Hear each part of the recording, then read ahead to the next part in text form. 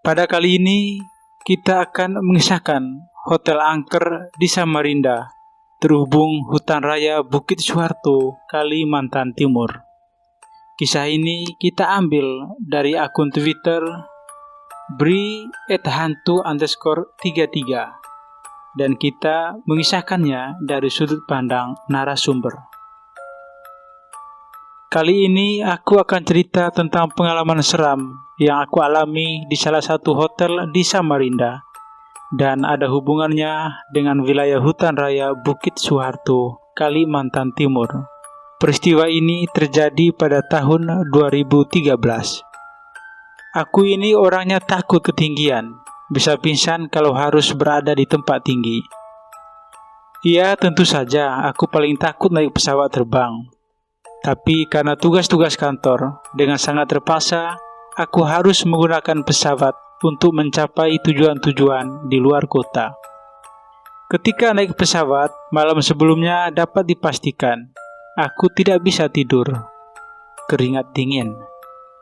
Dan beberapa kali telepon ibu dan bapak di rumah untuk meminta doa dari mereka.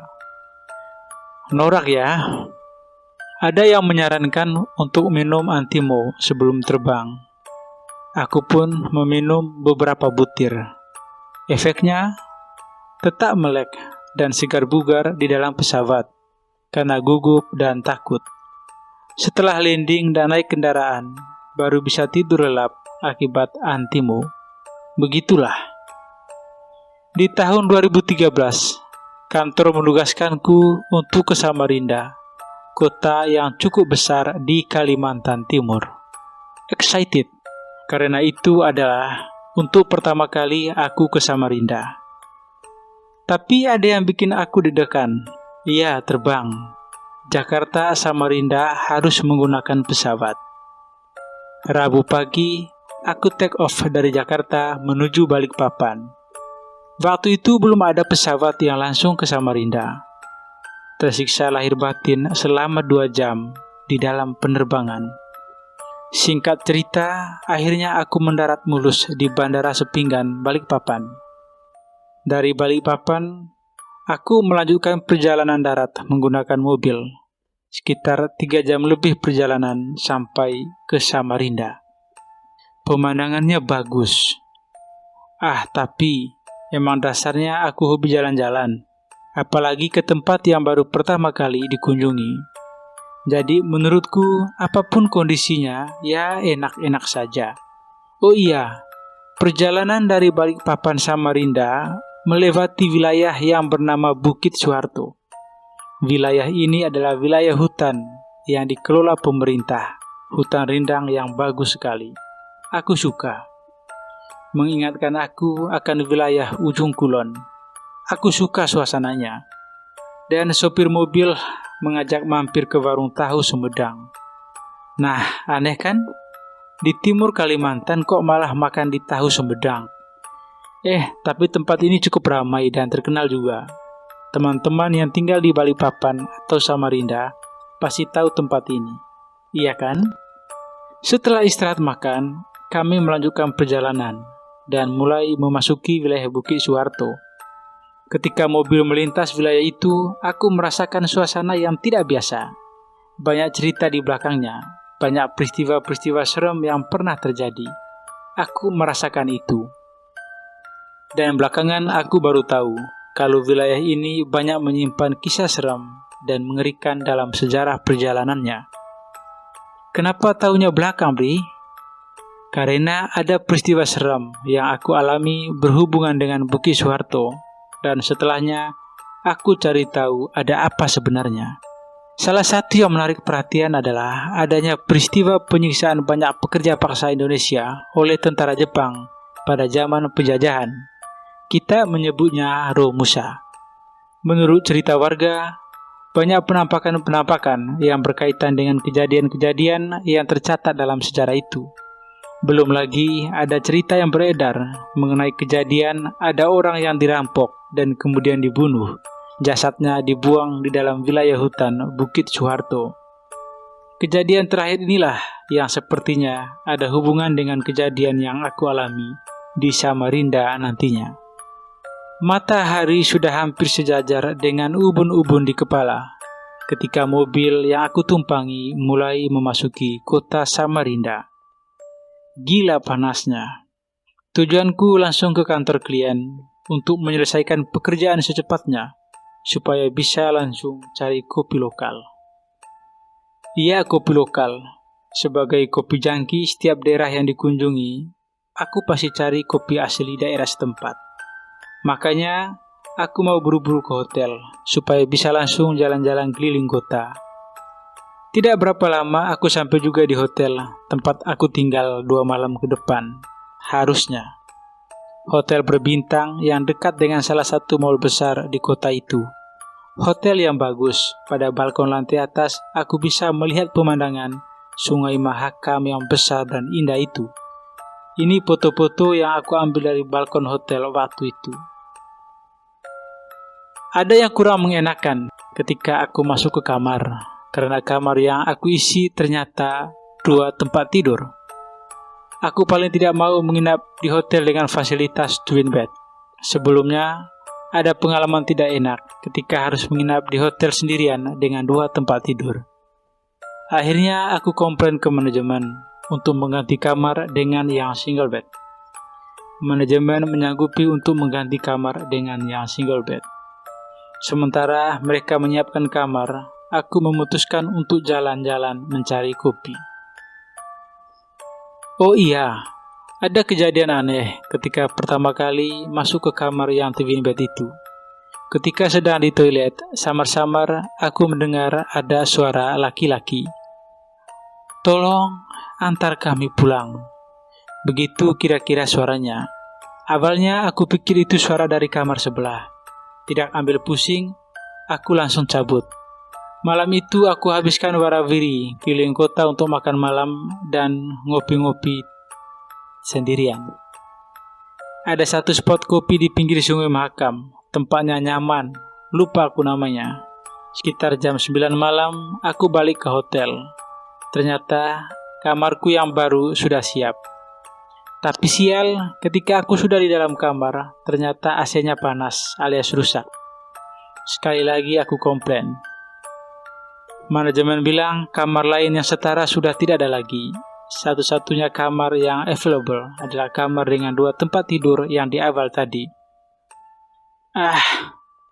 Aku pengen istirahat. Ya sudah, daripada semalaman kepanasan, akhirnya aku ambil kamar dengan twin bed itu. Terpaksa. Beberapa kali, aku punya pengalaman tidak enak ketika bermalam sendirian di hotel dengan kamar 2 tempat tidur. Dan waktu itu, aku berharap semoga tidak ada kejadian aneh. Ternyata harapan tidak terkabul. Setelah beberes, yang aku lakukan pertama kali adalah mandi. Kebetulan, toilet hotel ada bed. Cocok deh mau berendam. Kira-kira jam 10 malam waktu itu, aku masih menikmati berendam air hangat. Sebegitu nyamannya dan ditambah melelahkannya hari itu, aku sampai hampir ketiduran. Tapi tidak jadi tidur beneran, karena sekali lagi aku mendengar suara laki-laki. "Tolong antar kami pulang." Kaget, karena kali ini suara tersebut terdengar lebih jelas dari waktu pertama kali aku dengar. Dan aku yakin suara itu bukan berasal dari kamar sebelah. Terus, itu suara siapa? Perasaanku jadi tidak enak. Selesai mandi, aku memutuskan untuk langsung tidur. Tidak buka HP atau laptop lagi. Rontok badanku. Sesuai kebiasaanku, TV tetap menyala dengan suara kecil. Dan tidak semua lampu dalam keadaan mati. Lampu kecil di atas tempat tidur, aku biarkan menyala. Aku tidur di tempat tidur yang letaknya dekat jendela. Sementara tempat tidur yang satu lagi agak dibiarkan kosong. Aku letakkan tas pakaian di atasnya. Seperti aku bilang di awal, aku trauma dengan tempat tidur kosong. Yang aku ingat, sebelum jam 12 malam, aku sudah terlelap. Di dalam tidur aku mimpi seram. Di dalam mimpi, aku didatangi 2 orang laki-laki yang wujudnya cukup menakutkan. Laki-laki pertama berpostur tinggi besar, berpakaian laki-laki normal. Tapi ada yang menyeramkan. Laki-laki ini lehernya hampir putus. Darahnya bercucuran membasahi pakaiannya. Laki-laki yang kedua lebih menyeramkan lagi, dengan postur yang lebih pendek dari laki-laki pertama. Pakaian yang digunakan juga pakaian laki-laki normal. Terus apa yang aneh? Apa yang seram? Ya, menyeramkan adalah laki-laki yang kedua itu berdiri tanpa kepala. Iya, kepalanya tidak ada. Di dalam mimpi aku hanya berdiri diam, tidak bisa bergerak dan tidak bisa mengucap kalimat apapun. Aku hanya mendengarkan saja ketika laki-laki yang masih ada kepalanya berkata, "Tolong antar kami pulang." Sebegitu ketakutannya, aku sampai terbangun dari tidur dengan nafas tersengal. Terbangun tapi aku tidak bangkit dari tempat tidur. Posisi miring ke kiri menghadap jendela kamar, membelakangi tempat tidur yang kosong. Bisa bayangin ya posisinya. Dan tidak seluruh jendela kamar tertutup tirai. Sebagian aku biarkan terbuka, sehingga sebagian kaca jendela terlihat. Nah, ketika masih kaget dengan mimpi yang baru dialami, tiba-tiba pandanganku menangkap ada yang aneh dari kaca jendela kamar. Kaca itu memantulkan situasi dan keadaan di belakangku, situasi di tempat tidur kosong. Karena penasaran, aku coba untuk lebih memperhatikan, lebih fokus. Ternyata dari pantulan kaca itu, aku melihat dua orang laki-laki yang baru saja hadir dalam mimpi. Mereka tepat berada di belakangku. Laki-laki yang pertama posisinya duduk di tempat tidur menghadapku.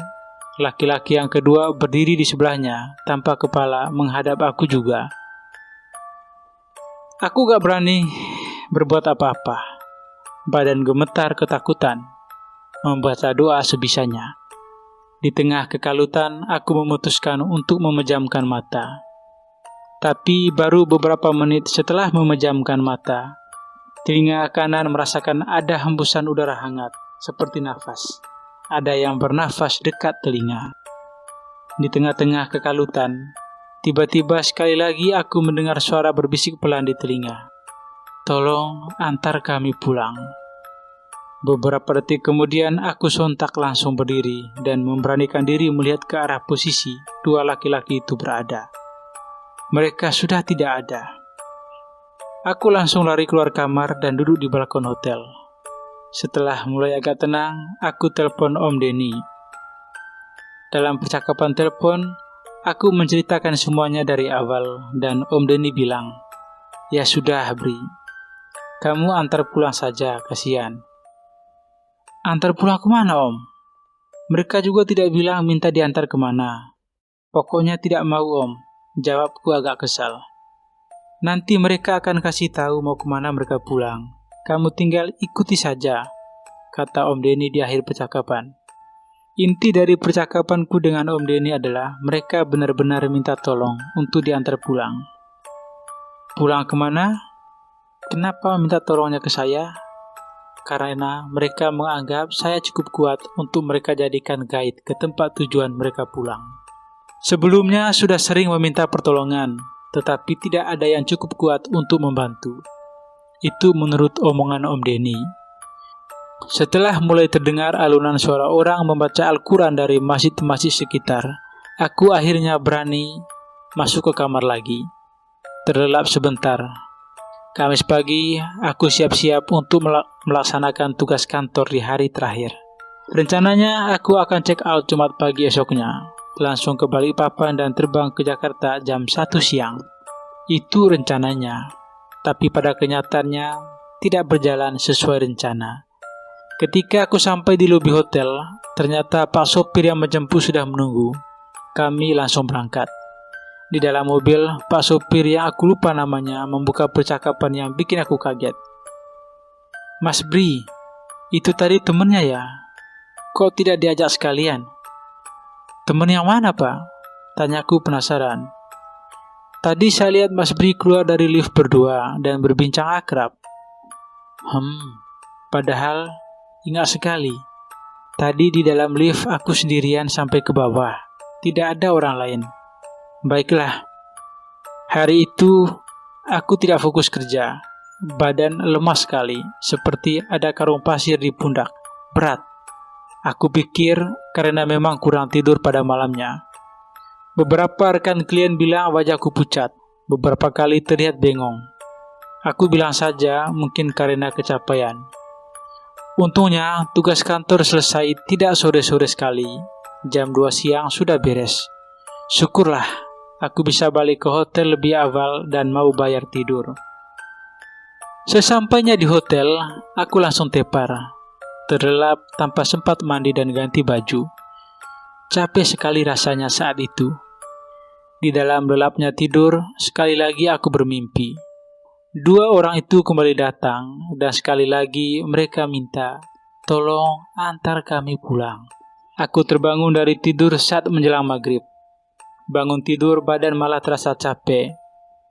Boro-boro segar. Aku ngelamun sebentar memikirkan mereka yang berisik sekali minta antar pulang. Beberapa saat lagi malam menjelang, dan malam Jumat pula.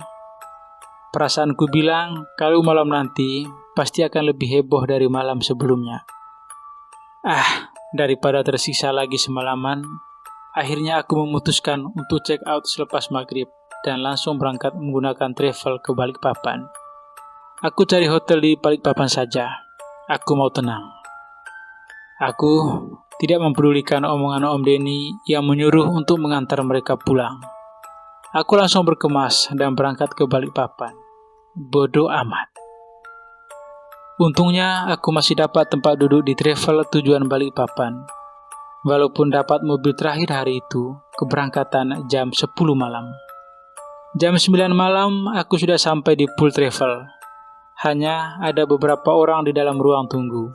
Mungkin karena bukan hari libur atau musim liburan, jadi jarang ada orang bepergian ke luar kota. Mungkin. Mendekati jam keberangkatan, yaitu jam 10 malam, ruang tunggu semakin kosong. Hanya ada aku dan seorang laki-laki berumur sekitar 30 tahun. Tepat jam 10 malam, Pak sopir bilang mobil akan berangkat. Kami para penumpang dipersilakan masuk. Benar saja, mobil kosong, penumpang hanya 2 orang. Hanya ada aku dan laki-laki yang tadi aku bilang. Aku duduk tepat di belakang kursi sopir. Kursi sebelahku kosong. Penumpang yang satu lagi duduk di deretan kursi tengah di belakangku duduk. Perlahan mobil meninggalkan Samarinda, membelah gelapnya malam di sisi Sungai Mahakam. Badan masih capek dan berat. Aku memaksa tidur. Istirahat 1-2 jam mungkin akan sedikit membantu. Tapi ketika akhirnya sudah mulai bisa terlelap, aku kaget dan terbangun. Ada apa, Bri? Ingat kan satu penumpang lain yang duduk di belakang? Iya. Tiba-tiba dia sedikit terlihat panik dan bilang, "Pak supir, stop Pak, stop. Saya turun di sini saja." Pak supir langsung menghentikan kendaraan dan bertanya, "Kenapa tidak jadi ke Balikpapan, Pak?" "Tidak apa-apa, Pak. Saya batal pergi," jawabnya. Posisi mobil masih sedikit di luar kota Samarinda, kira-kira baru berjalan 30 menit. Tapi, ketika penumpang itu berjalan menuju pintu keluar, beliau berbisik pelan ke arah saya. "Jangan nengok ke kursi belakang, Mas. Pokoknya jangan." Dia langsung turun setelahnya, dan akhirnya tinggal aku dan Pak sopir yang berada di dalam mobil minibus itu. Langsung banyak pertanyaan di benakku. Kenapa tidak boleh lihat ke kursi belakang? Ada apa di kursi belakang? Kok beliau sampai memutuskan turun di tengah jalan? Ada apa? Aku coba turuti omongan penumpang tadi. Aku tidak mau menengok ke kursi belakang. Memang tidak berani juga, takut. Walaupun penumpang hanya tinggal aku sendirian, mobil tetap melanjutkan perjalanan menuju Balikpapan. Begitu lelahnya badan, aku kembali mulai terlelap.